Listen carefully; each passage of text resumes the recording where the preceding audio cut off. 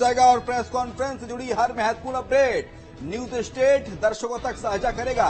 News state आपको हर महत्वपूर्ण जानकारी देगा, तो न्यूज स्टेट पर बने रहिएगा। शाम को 3 बजे प्रेस कॉन्फ्रेंस की जो महत्वपूर्ण बारीकियां हैं वो भी हम आपको बताएंगे।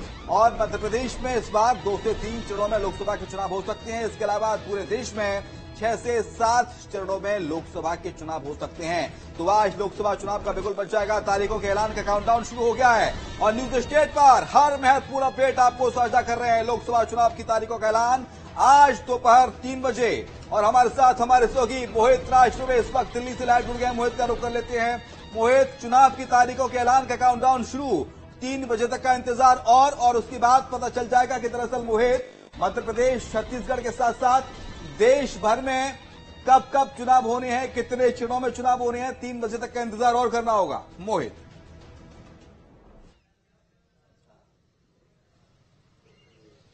बिल्कुल, आज लोकसभा चुनाव के मद्देनजर हम कह सकते हैं कि बहुत बड़ी खबर 3 बजे आनी है और बड़ी खबर यही है कि लोकसभा चुनाव की तारीखों का ऐलान कर दिया जाएगा। हमारे जो सूत्र बता रहे हैं उसके मुताबिक 7 चरणों में मतदान इस बार हो सकता है और 3 बजे के बाद हम ये कह सकते हैं कि चुनाव आचार संहिता लोकसभा चुनाव को लेकर पूरे देश में लागू हो जाएगा। और इस बार 96 करोड़ 70 लाख के आसपास मतदाता हैं। दुनिया का सबसे बड़ा लोकतंत्र है। दुनिया में सबसे ज्यादा मतदाता जो है अपने मताधिकार का इस्तेमाल हिंदुस्तान के भीतर करते हैं। 2 करोड़ ऐसे मतदाता हैं जो पहली बार अपने मताधिकार का इस्तेमाल करेंगे और इसके साथ ही साथ 12.5 लाख मतदान केंद्र भी बनाए जा सकते हैं। 3,40,000 के आसपास पैरामिलिट्री फोर्सेस की भी मांग जो है निष्पक्ष चुनाव, शांतिपूर्ण ढंग से चुनाव करवाने को लेकर केंद्र सरकार से चुनाव आयोग ने मांग की है। तो कुल मिलाकर देखिए, लोकसभा चुनाव को लेकर आज का दिन बहुत बड़ा है क्योंकि चुनावी शंखनाद ऐलान के साथ ही हो जाएगा। बिल्कुल, अतुल भी हमारे साथ भोपाल से हैं। अतुल, दुनिया का सबसे बड़ा लोकतंत्र भारत और भारत में चुनाव की तारीखों का ऐलान होगा। ये उन जनता के लिए, उन मतदाताओं के लिए, उन दर्शक जो इस वक्त न्यूज स्टेट देख रहे हैं अपने घर पर बैठकर टीवी पर, उनके लिए ये बहुत महत्वपूर्ण दिन है जब आज उन तारीखों का ऐलान होगा जिस दिन वो अपना प्रतिनिधि चुनेंगे। पुराने प्रतिनिधि को बरकरार रखना है, उसने काम किया तो, नहीं तो उसे हटाना है, वो जनता फैसला करेगी। वो किस दिन फैसला करेगी वो आज 3 बजे तक पता चलेगा। देखिए, बिल्कुल शुभम, यही लोकतंत्र की खासियत है और सुंदरता है कि भारत के प्रत्येक नागरिक जो 18 साल से ऊपर है वो अपने मतदान का उपयोग करके अपनी चुनी हुई सरकार को सत्ता दे सकता है। और यही कुछ आज होने जा रहा है क्योंकि तारीखों का ऐलान होगा। तारीखों के ऐलान के साथ अब लोकतंत्र के राजा यानी कि मतदाता तय करेंगे कि आने वाले समय में किसकी सरकार होगी और कौन के सर पे जो है जीत का मुकुट सेहरा बांधा जाएगा। देखिए, ऐसी तैयारी कहीं ना कहीं मध्य प्रदेश में भी दिखाई दे रही है। जिस तरीके से मैं जिक्र कर रहा था कि निर्वाचन ने अपनी पूरी तैयारियां कर ली है और तमाम प्रत्याशियों के लिए क्या गाइडलाइन रहेगी, राजनीतिक दलों के लिए क्या गाइडलाइन रहेगी, सरकार के लिए क्या गाइडलाइन है, वो कहीं ना कहीं तय के साथ आगे बढ़ती हुई दिखाई देंगे। वहीं अगर देखिए, अब मैं बात मध्य प्रदेश की सियासी समीकरणों की करूं तो कहीं ना कहीं देखिए, बीजेपी और कांग्रेस दावा कर रही है कि मध्य प्रदेश में वो पूरी तरीके से चुनावी रण में उतरने के लिए तैयार है और बस जो है तारीखों के ऐलान का इंतजार है और प्रत्याशी जमीनी स्तर पर पहुंचेंगे और कार्यकर्ताओं के साथ चुनावी मैदान में एक जो है रण में उतरते हुए दिखाई देंगे। देखिए, अगर हम देखें मध्य प्रदेश में तो 29 की 29 लोकसभा में बीजेपी ने अपने प्रत्याशियों का ऐलान कर दिया है। और कांग्रेस इस समय केवल 10 प्रत्याशियों का लोकसभा का इंतजार कर रही है। हालांकि कल जिस तरीके जीतू पटवारी ने बड़ा बयान दिया कि 18 तारीख को सीईसी की बैठक के बाद मध्य प्रदेश की भी 18 जो लोकसभा प्रत्याशी बचे हुए हैं उनका भी ऐलान कर दिया जाएगा। एक जो लोकसभा है खजुराहो जो लोकसभा सीट है उसमें कांग्रेस अपना प्रत्याशी नहीं उतारेगी। वहां से सपा को जो चुनावी मैदान में उतरने के लिए कांग्रेस ने ये तो हो गया कि मध्य प्रदेश का सियासी गणित के दरअसल किस तरह से कौन कौन सीटों पर कौन कौन प्रत्याशी चुनाव लड़ेगा, कितने प्रत्याशियों का ऐलान किया है, कितने का ऐलान बाकी है। लेकिन छत्तीसगढ़ का गणित क्या कहता है वो जानना दर्शकों के लिए बेहद जरूरी है। 2023 विधानसभा चुनाव में छत्तीसगढ़ में स्थिति क्या थी, क्या शेड्यूल रहा था, वो ग्राफिक्स के जरिए आपको दिखाएंगे। देखिए, ग्राफिक्स आपके सामने, और इस ग्राफिक्स में देखिए छत्तीसगढ़ में 3 चरणों में लोकसभा के चुनाव हुए थे 2019 में। 11 अप्रैल को एक सीट पर बस्तर में वोटिंग हुई थी। बस्तर दरअसल नक्सल प्रभावित क्षेत्र है, इसलिए इसमें एक ही दिन इसके लिए अलग से तय किया गया था। 18 अप्रैल को 3 सीटों पर मतदान हुआ था छत्तीसगढ़ में। राजनांदगांव, महासमुंद, कांकेर में 18 अप्रैल को मतदान हुआ था।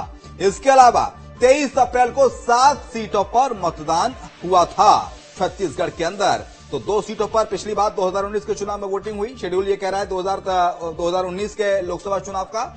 इसके अलावा दुर्ग, रायपुर, जांजगीर चांपा, कोरबा में 23 अप्रैल को मतदान हुआ था, जब लोगों ने अपना जनप्रतिनिधि चुना था।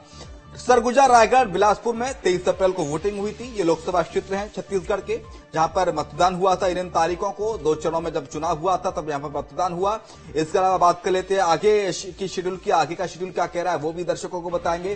तो 2019 का शेड्यूल जानना इसलिए बेहद जरूरी है क्योंकि 2024 को लेकर चुनाव की तारीखों का ऐलान आज होने जा रहा है। छत्तीसगढ़ के वोटर्स कितने थे 2019 में, ये भी जानना जरूरी है। फिलहाल कुल वोटर की संख्या है 2,05,12,000।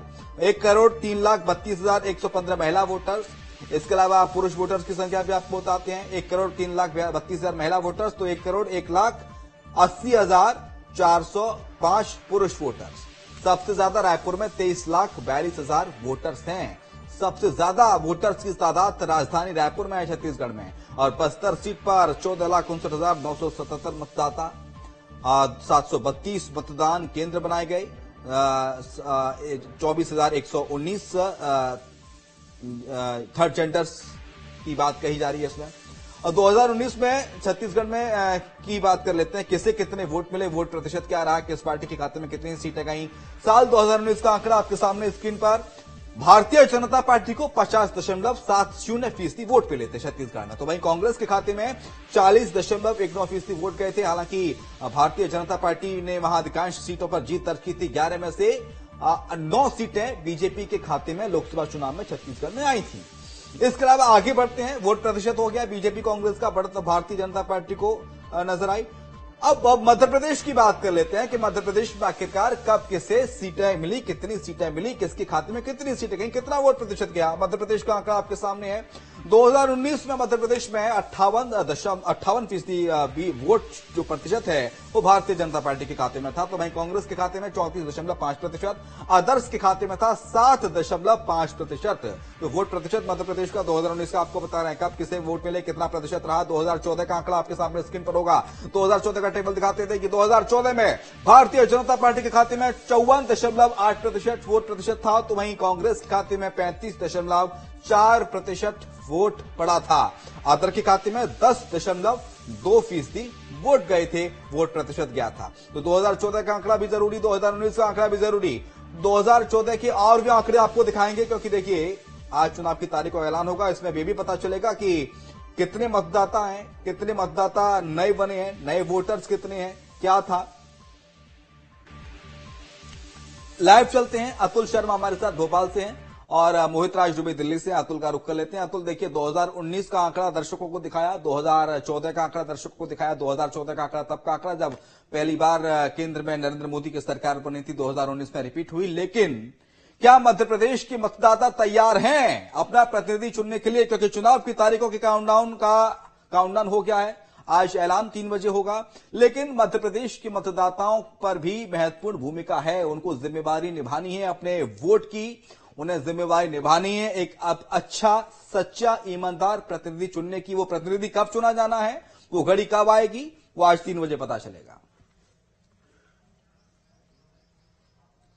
देखिए बिल्कुल शिवम, जिस तरीके से हम ये कह रहे हैं कि निर्वाचन आयोग अपने चुनाव के लिए तैयार है, सियासी दल अपने चुनाव के लिए तैयार है, तो वैसे ही मतदाता भी अपने चुनाव, अपने जो है वोट के लिए तैयार है। देखिए जिस तरीके से हम देख रहे हैं कि पिछले 5 साल पहले जो एक चुनावी मुद्दे कुछ अलग हुआ करते थे, हर चुनाव में कहीं ना कहीं चुनावी मुद्दे अलग अलग तरीके से होते हैं और मतदाता उसके हिसाब से मतदान करते हैं। इस बार भी कहीं ना कहीं मुद्दे काफी अलग हो चुके हैं। हालांकि अगर बीजेपी की तरफ से देखें तो बीजेपी जिस तरीके से मोदी गारंटी के साथ जो है अयोध्या के साथ 370 तमाम इन बड़े मुद्दों का जिक्र करने के साथ डबल इंजन की बात कर रही है कि डबल इंजन सरकार में विकास हुआ, इन तमाम मुद्दों को लेकर जनता के बीच में है और कहीं ना कहीं इस बात को जिक्र जरूर करते हुए दिखाई दे रहे हैं कि मोदी की गारंटी यानी काम पूरा होने की गारंटी। खैर देखिए, इसके अगर हम देखें तो कहीं ना कहीं इस बात को हम ये मान के चल सकते हैं कि कहीं ना कहीं बीजेपी इस पूरे मुद्दे को बुलाने की कोशिश कर रही है और जमीनी स्तर पर जब पहुंचते हैं कार्यकर्ता, जब बात करते हैं तो कहीं ना कहीं एक जो चेहरा है सबसे पहले जो रखते हैं वो प्रधानमंत्री नरेंद्र मोदी का चेहरा रखते हैं। बहरहाल जनता देखिए कहीं ना कहीं जनता का भी रुख हमने देखा, जिस तरीके से हमने बीते दिनों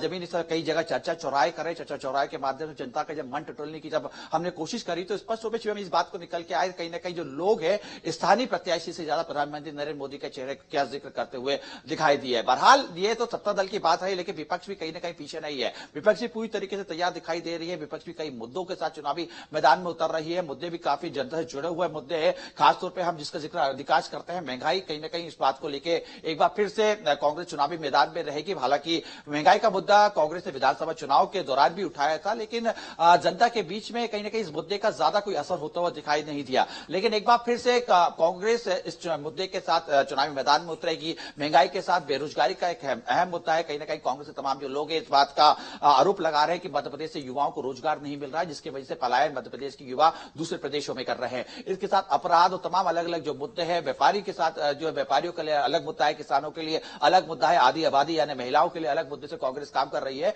तो अलग अलग मुद्दों के साथ देखिए चुनावी सियासी इस समय जो फिजाएं है मध्य प्रदेश के अंदर, इस समय अलग अलग मुद्दे सियासी फिजाओं में तैरते हुए दिखाई दे रहे हैं। लेकिन देखिए कहीं ना कहीं सत्ता की जो चाबी है वो लोकतंत्र के राजा यानी मतदाताओं के पास ही दिखाई देती है।